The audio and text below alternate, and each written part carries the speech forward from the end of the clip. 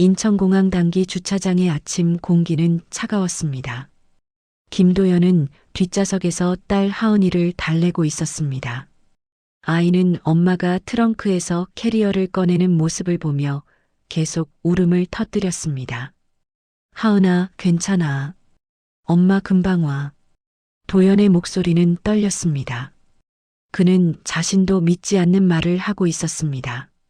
한 달이 금방일 리 없었습니다.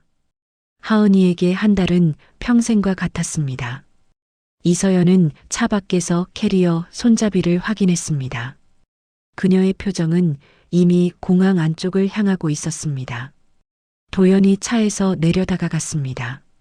한 달은 너무 길어. 2주만 다녀와. 서연은 고개를 저었습니다. 도연아, 나도 나를 찾을 시간이 필요해. 하은이는 당신 딸이기도 하잖아. 그 말이 도연의 가슴을 찔렀습니다. 책임을 분산시키는 말투였습니다. 마치 육아가 그녀 혼자만의 일이었던 것처럼 들렸습니다. 뒷좌석 문이 열렸습니다. 하은이가 팔을 뻗으며 울음을 멈췄습니다. 서연이 다가가 아이를 안아 올렸습니다. 하은이는 엄마의 옷깃을 두 손으로 꽉 움켜쥐었습니다. 엄마, 마마. 서연은 하은이의 손가락을 하나씩 떼어냈습니다.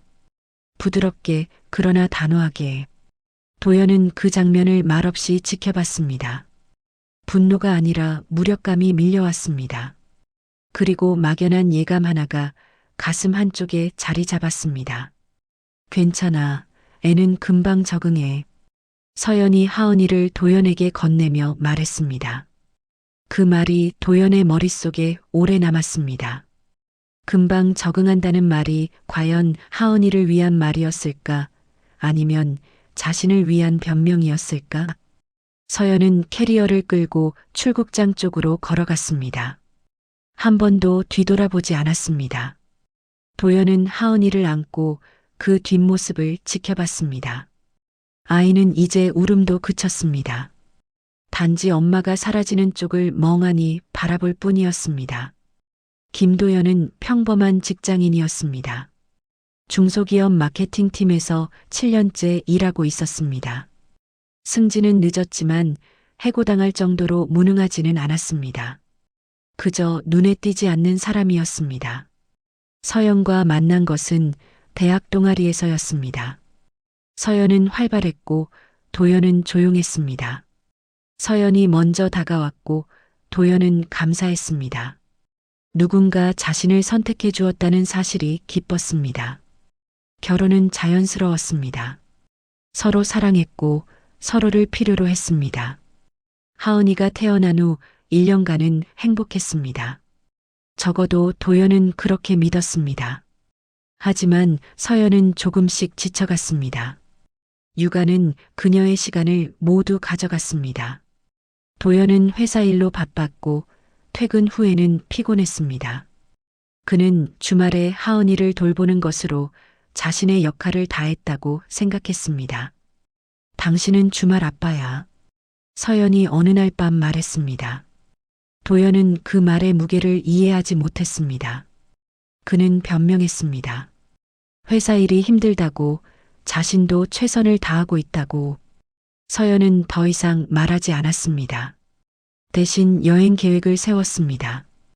혼자서 한 달 동안 유럽으로. 그날 밤 도연은 하은이를 재운 뒤 침대에 누웠습니다. 서연에게서 메시지가 왔습니다. 파리 샤를 드골 공항 라운지에서 찍은 사진이었습니다. 샴페인 잔을 든 서연이 환하게 웃고 있었습니다. 드디어 숨쉬는 느낌이야. 도연은 답장을 보내지 않았습니다. 무슨 말을 해야 할지 몰랐습니다. 그는 천장을 바라보며 생각했습니다. 이건 단순한 여행이 아닐지도 모른다. 그 예감은 막연했지만 무거웠습니다. 마치 어둠 속에서 다가오는 발소리 같았습니다. 도연은 눈을 감았습니다. 하지만 잠이 오지 않았습니다. 옆방에서 하은이가 뒤척이는 소리가 들렸습니다. 도연은 일어나 아이 방으로 갔습니다. 하은이는 엄마를 찾으며 칭얼거리고 있었습니다. 도연은 아이를 안아 올렸습니다. 괜찮아, 아빠가 있어. 그 말을 하면서 도연은 깨달았습니다. 이제 모든 것이 달라질 것이라는 사실을. 그는 준비되지 않았습니다. 하지만 선택의 여지가 없었습니다. 하은이는 도연의 품에서 천천히 잠들었습니다. 도연은 아이의 작은 손을 바라봤습니다. 그 손이 몇 시간 전 엄마의 옷깃을 붙잡았던 손이었습니다. 한 달 후 서연은 돌아올 것입니다. 하지만 그때 무엇이 달라져 있을까? 도연은 알 수 없었습니다. 다만 한 가지는 확실했습니다. 이 한 달이 그의 인생에서 가장 긴 시간이 될 것이라는 사실. 서연이 떠난 지 사흘이 지났습니다. 도연의 하루는 밤을 중심으로 무너지고 있었습니다. 새벽 2시 하은이가 울었습니다. 도연은 침대에서 일어나 비틀거리며 아이 방으로 갔습니다. 기저귀를 확인하고 분유를 탔습니다. 하은이는 젖병을 밀어냈습니다. 도연은 안아 올려 등을 토닥였습니다. 엄마, 마마. 하은이는 엄마를 찾았습니다. 도연은 대답할 말이 없었습니다. 그는 거실을 왔다 갔다 걸으며 아이를 달랬습니다. 1시간 후 하은이는 겨우 잠들었습니다. 새벽 4시 다시 울음소리가 들렸습니다. 도연은 눈을 뜨지 못한 채 일어났습니다. 이번에는 기적이었습니다. 갈아입히는 동안 하은이가 발버둥 쳤습니다. 분유가 쏟아졌습니다. 도연은 걸레로 바닥을 닦았습니다. 새벽 6시 알람이 울렸습니다. 도연은 겨우 1시간을 잤습니다. 도연은 아파트 단지 시설관리 반장이었습니다. 정규직은 아니었지만 일은 많았습니다. 보일러 고장, 누수 민원, 주민 항의. 하루에도 몇 번씩 전화가 왔습니다. 반장님, 502호인데요. 보일러가 또 안 들어와요. 도연은 공구 가방을 들고 502호로 갔습니다. 보일러실을 확인하니 배관 문제였습니다.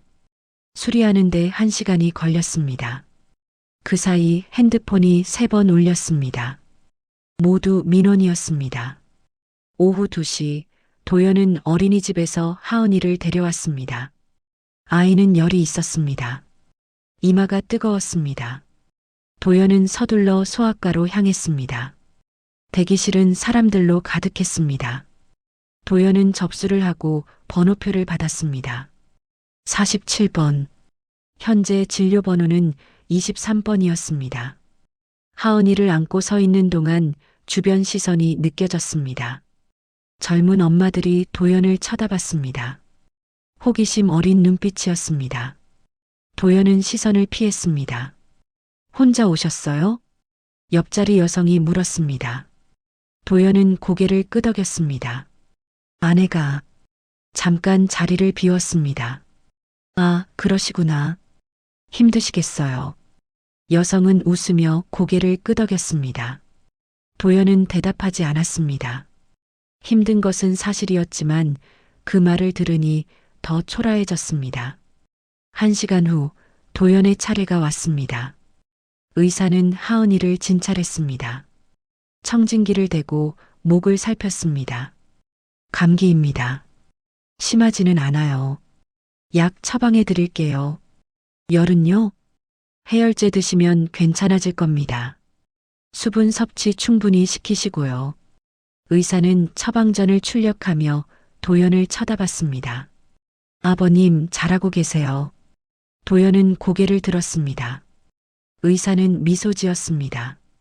그 말 한마디가 도연의 가슴을 뭉클하게 만들었습니다. 누군가 자신을 인정해 준다는 느낌이었습니다. 감사합니다. 도연은 약국에서 약을 받았습니다. 주차장으로 걸어가는 동안 하은이가 도연의 어깨에 머리를 기댔습니다.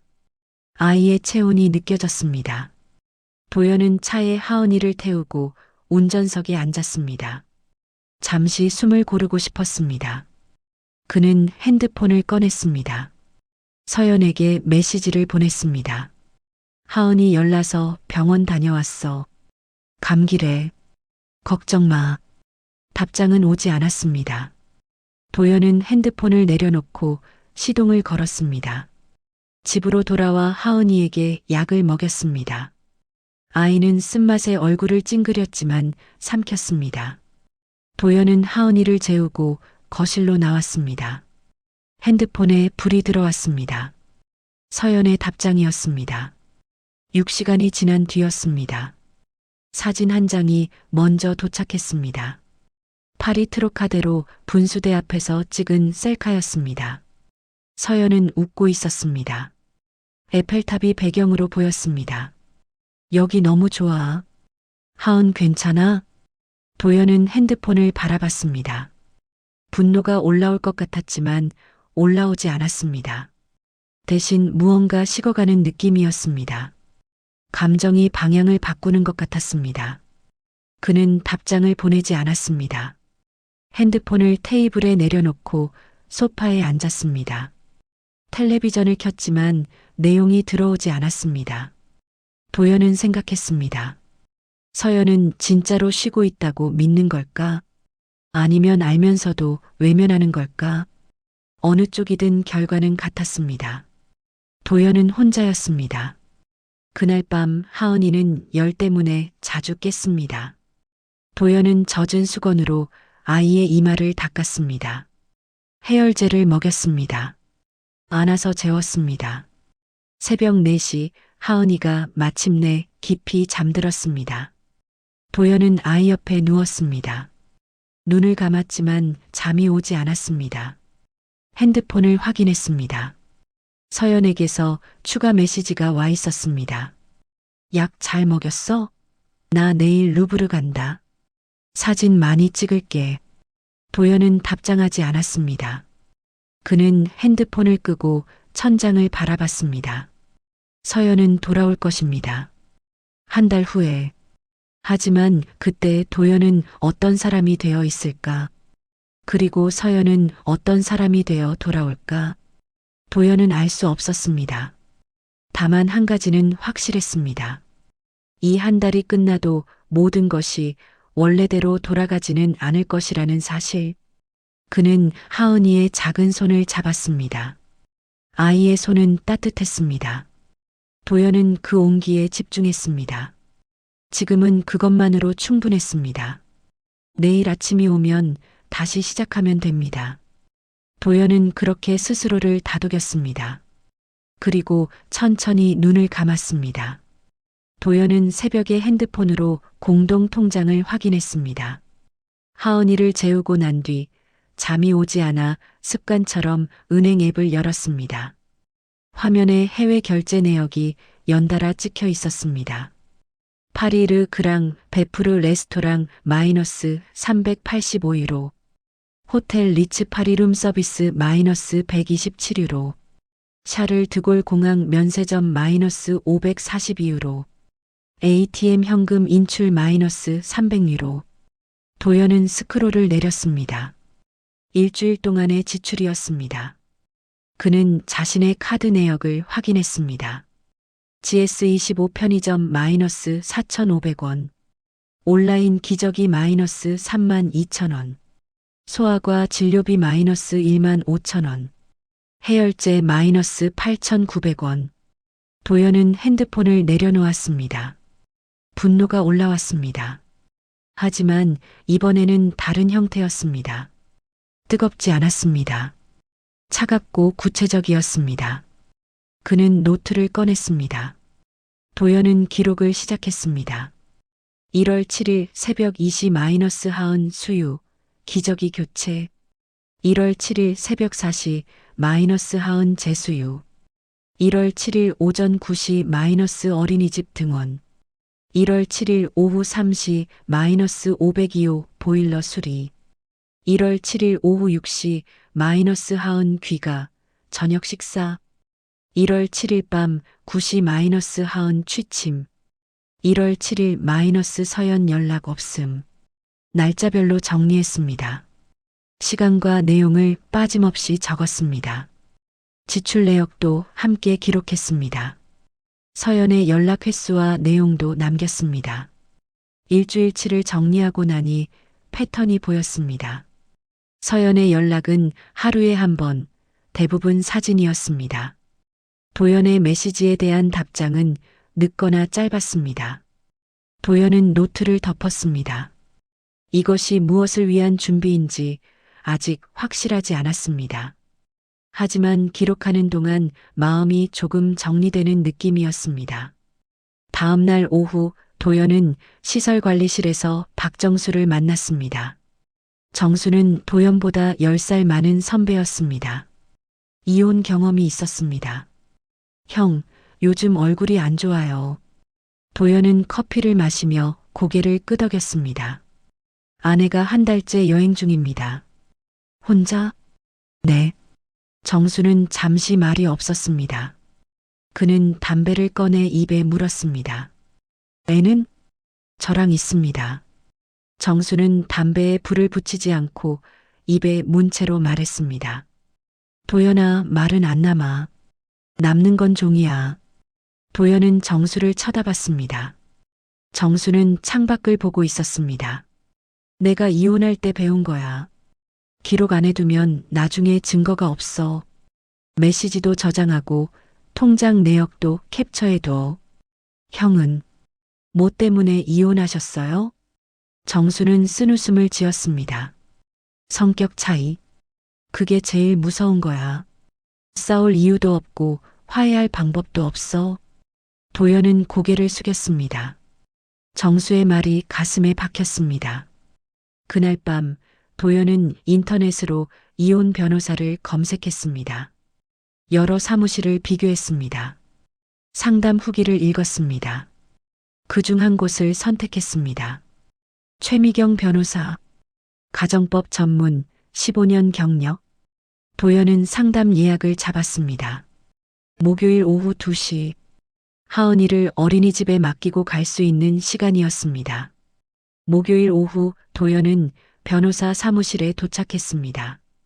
깔끔한 사무실이었습니다. 최미경 변호사는 40대 중반쯤 보였습니다. 차분한 인상이었습니다. 앉으세요. 도연은 준비해온 노트를 꺼냈습니다. 변호사는 노트를 훑어봤습니다. 아내분이 한 달째 해외에 계시다는 거군요. 네. 여행 전에 합의는 하셨나요? 육아 계획이나 생활비 분담 같은 것. 아니요. 그냥 가겠다고 했습니다. 변호사는 고개를 끄덕였습니다. 여행이 죄는 아닙니다. 부부는 각자 생활의 자유가 있으니까요. 도연은 가슴이 철렁했습니다. 하지만 변호사가 말을 이었습니다. 한 달간의 부재는 기록됩니다. 특히 양육 과정에서 배우자의 협력이 없었다는 점은 중요한 사실이에요. 그럼 이혼을 고려하시는 건가요? 도연은 대답하지 못했습니다. 이혼. 그 단어가 입 밖으로 나오지 않았습니다. 아직 잘 모르겠습니다. 변호사는 물 한 잔을 건넸습니다. 지금 하시는 기록은 잘하고 계세요. 날짜, 시간, 내용, 지출. 다 중요합니다. 사진도 찍어 두시고요. 아이와 함께 있는 모습, 병원 진료 기록, 영수증. 나중에 필요할 수 있어요.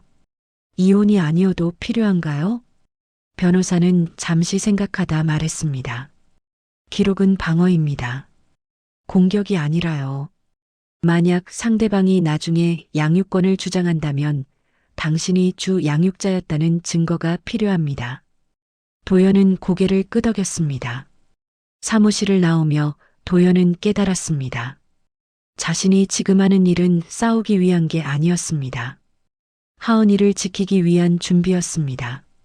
차에 올라타 핸드폰을 확인했습니다. 서연에게서 메시지가 와 있었습니다. 로마 도착했어. 여기 정말 아름다워. 하은이 잘 지내지? 도연은 답장을 보냈습니다. 잘 지내. 걱정 마. 짧은 답장이었습니다. 더 이상 길게 쓸 필요가 없었습니다. 그는 시동을 걸고 어린이집으로 향했습니다. 하은이를 데리러 가야 했습니다. 저녁을 준비하고 목욕시키고 재워야 했습니다. 그리고 내일도 같은 하루가 반복될 것입니다. 하지만 이제 도연은 알았습니다. 이 시간들이 헛되지 않다는 것을. 하루하루가 기록으로 남고 그 기록이 나중에 하은이를 지킬 무기가 될 것이라는 사실을.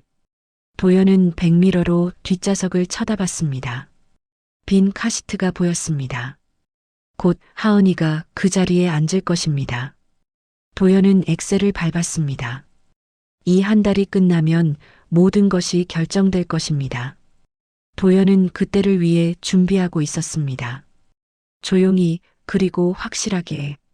서연의 귀국일이었습니다. 도연의 집 우편함에는 이틀 전 서류 한 장이 도착해 있었습니다. 가정법원 결정문 마이너스 임시 양육자 지정. 도연은 그 서류를 식탁 위에 놓았습니다. 한 달간의 기록이 결과를 만들었습니다. 변호사의 말처럼 종이는 남았습니다. 오후 2시 도연은 자물쇠 업체를 불렀습니다. 작업자는 30분 만에 도어락을 교체했습니다. 새 비밀번호는 하은이의 생일이었습니다. 확인해 보세요. 도연은 문을 열고 닫아봤습니다. 잘 작동했습니다. 잘 부탁드립니다. 작업자가 떠난 뒤 도연은 거실에 앉았습니다. 하은이는 매트 위에서 장난감을 가지고 놀고 있었습니다. 아이는 이제 더 안정적으로 보였습니다. 밤에 우는 횟수도 줄었습니다. 도연은 핸드폰을 확인했습니다. 서연에게서 메시지가 와 있었습니다. 인천공항 도착. 7시쯤 집 갈게. 도연은 답장하지 않았습니다. 저녁 6시 반, 도연은 하은이에게 저녁을 먹였습니다. 아이는 이제 숟가락을 쥐려고 시도했습니다. 서툴렀지만 한 달 전보다 나아졌습니다. 하은아, 잘하네. 도연은 아이의 머리를 쓰다듬었습니다. 하은이가 웃었습니다. 7시가 넘어가자 복도에서 소리가 들렸습니다. 캐리어 바퀴가 바닥을 구르는 소리였습니다. 도연은 일어나 현관으로 갔습니다. 초인종이 울렸습니다. 도연은 문을 열지 않았습니다. 대신 체인을 걸고 조금만 열었습니다. 틈 사이로 서연의 얼굴이 보였습니다. 한 달 만이었습니다. 도연아, 왜 문 안 열어? 서연이 물었습니다. 목소리는 피곤해 보였습니다. 도연은 대답 대신 결정문을 바닥으로 밀어 넣었습니다. 종이가 유리문 아래로 미끄러졌습니다. 서연은 종이를 집어들었습니다. 내용을 읽는 동안 얼굴에서 혈색이 사라졌습니다. 이게 뭐야? 서연의 목소리가 떨렸습니다. 종이야. 도연이 말했습니다. 변명 안 듣는 종이. 서연은 종이를 구겼습니다. 도연아, 농담이지? 문 열어. 법원 결정이야. 무슨 법원? 나 한 달 여행 다녀온 건데. 서연의 목소리가 높아졌습니다. 도연은 침착하게 말했습니다. 한 달 동안 하은이는 내가 필요했어. 넌 없었고. 나도 쉴 권리 있어. 그래. 하지만 엄마의 권리보다 아이의 권리가 먼저야. 서연은 문을 두드렸습니다. 도연아, 제발. 이야기 좀 하자. 지금 할 이야기는 없어. 변호사 통해서 연락해. 도연은 문을 닫으려 했습니다. 서연이 소리쳤습니다. 하은이라도 보여줘. 내 딸이야. 도연은 잠시 멈췄습니다. 그리고 조용히 말했습니다. 하은이는 자고 있어. 깨우고 싶지 않아. 그는 문을 닫았습니다. 체인을 풀고 잠금 장치를 눌렀습니다. 복도에서 서연의 울음소리가 들렸습니다.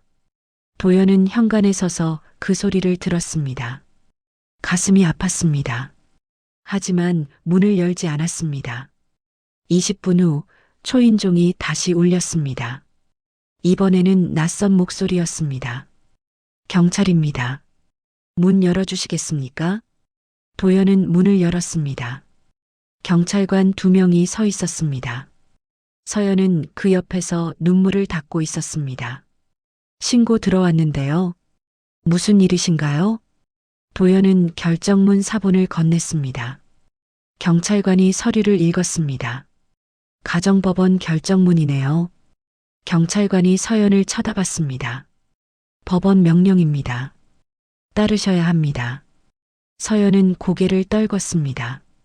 제 딸인데 이의 제기는 법원에 하셔야 합니다. 저희가 개입할 수 없습니다. 경찰관이 조용히 말했습니다. 서연은 더 이상 말하지 않았습니다. 캐리어 손잡이를 잡고 복도 끝으로 걸어갔습니다. 도연은 그 뒷모습을 지켜봤습니다. 한 달 전 공항에서 보았던 뒷모습과 똑같았습니다. 하지만 이번에는 도연이 보내는 쪽이었습니다. 경찰관이 물었습니다. 괜찮으시겠습니까? 네. 감사합니다. 경찰관들이 떠난 뒤 도연은 문을 닫았습니다. 거실로 돌아가니 하은이가 깨어 있었습니다. 아이는 현관 쪽을 보고 있었습니다. 아빠. 하은이가 도연을 불렀습니다. 도연은 아이를 안아 올렸습니다. 괜찮아. 아빠 여기 있어. 하은이는 도연의 어깨에 머리를 기댔습니다. 도연은 아이의 등을 토닥였습니다. 그날 밤 도연은 하은이를 재우고 거실로 나왔습니다. 소파에 앉아 천장을 바라봤습니다. 승리한 것 같지 않았습니다. 통쾌하지도 않았습니다. 대신 무거운 책임이 느껴졌습니다. 이제 모든 것이 자신의 몫이었습니다. 핸드폰에 메시지가 왔습니다. 서연이었습니다. 미안해. 내가 잘못했어. 하은이 보고 싶어. 도연은 답장을 보냈습니다. 면접 교섭은 변호사 통해서 논의하자. 더 이상 메시지는 오지 않았습니다. 도연은 노트를 펼쳤습니다. 오늘 날짜를 적었습니다. 한 달이 끝났습니다. 새로운 시작입니다. 그는 노트를 덮고 불을 껐습니다. 하은이 방으로 들어가 아이 옆에 누웠습니다. 하은이의 작고 고른 숨소리가 들렸습니다. 도연은 눈을 감았습니다. 앞으로 무슨 일이 일어날지 알 수 없었습니다. 하지만 하나는 확실했습니다. 자신이 하은이를 지킬 것이라는 사실, 그것만으로 충분했습니다. 도연은 천천히 잠에 들었습니다. 토요일 오후 도연은 하은이를 데리고 도서관 주차장으로 갔습니다. 변호사를 통해 정한 면접 교섭 장소였습니다. 일주일에 한 번, 2시간. 공공장소에서만 가능했습니다. 서연이 먼저 도착해 있었습니다. 그녀는 벤치에 앉아 있었습니다. 예전보다 야윈 것 같았습니다. 도연은 하은이를 안고 다가갔습니다. 왔어. 서연이 일어났습니다. 그녀는 하은이를 보며 미소 지었습니다. 하지만 눈가가 떨렸습니다. 하은아. 서연이 팔을 벌렸습니다. 도연은 하은이를 내려놓았습니다. 하은이는 서연을 쳐다봤습니다. 잠시 망설이다가 서연에게 다가갔습니다. 서연이 하은이를 안았습니다. 아이를 꼭 끌어안았습니다. 하은이는 가만히 있었습니다. 울지도 웃지도 않았습니다. 보고 싶었어? 서연의 목소리가 떨렸습니다. 하은이는 대답하지 않았습니다. 곧 몸을 비틀며 도연 쪽으로 손을 뻗었습니다. 아빠. 도연은 하은이를 받아 안았습니다. 서연의 얼굴이 굳었습니다. 나 기억 못하는 거야? 서연이 물었습니다. 목소리에 상처가 묻어났습니다. 도연은 조용히 대답했습니다. 기억하는 것보다 중요한 게 있어. 뭔데? 지금 곁에 있는 사람을 느끼는 거야. 서연은 말이 없었습니다. 그녀는 벤치에 다시 앉았습니다.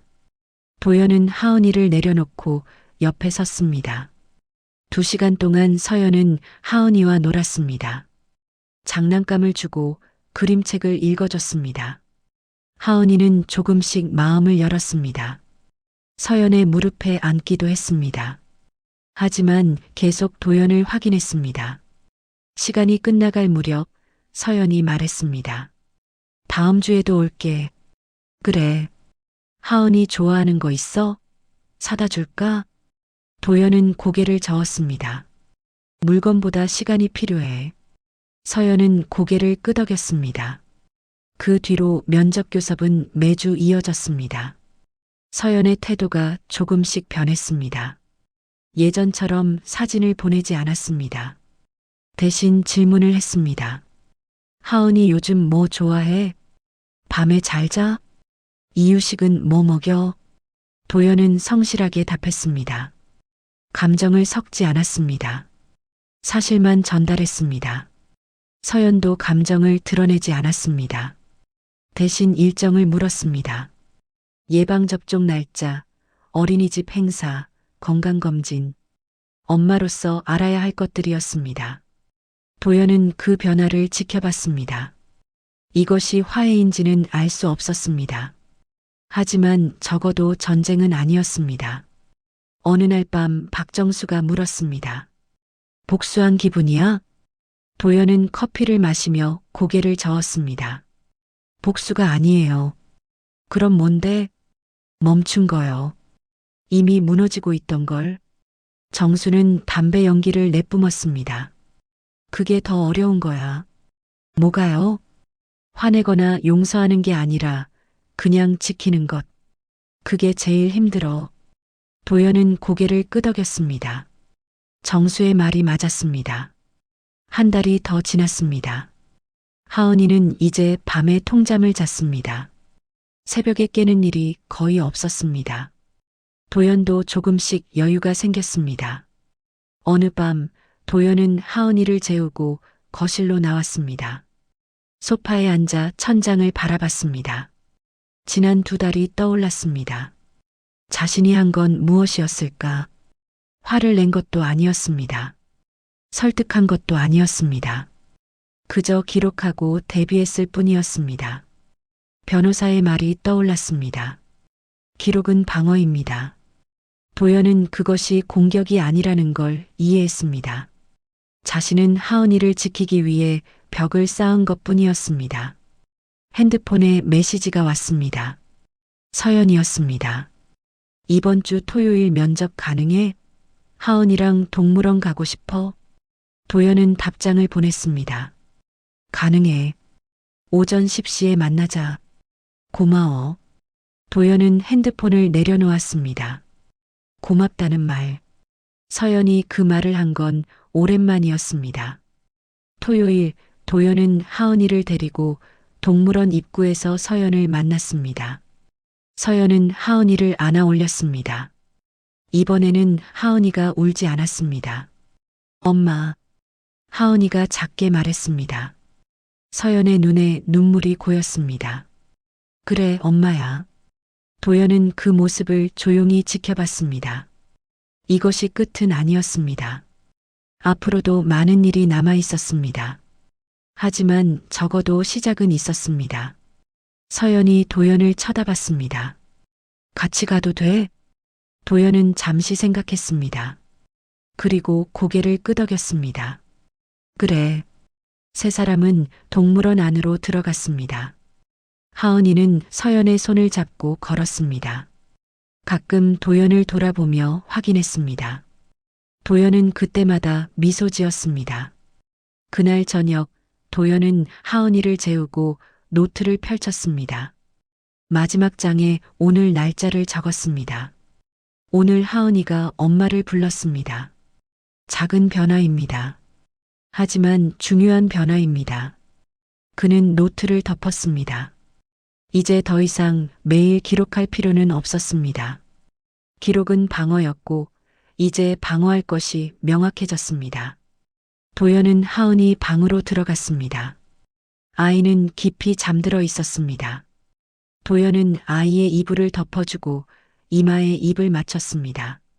잘 자, 하은아. 창밖으로 달빛이 들어왔습니다.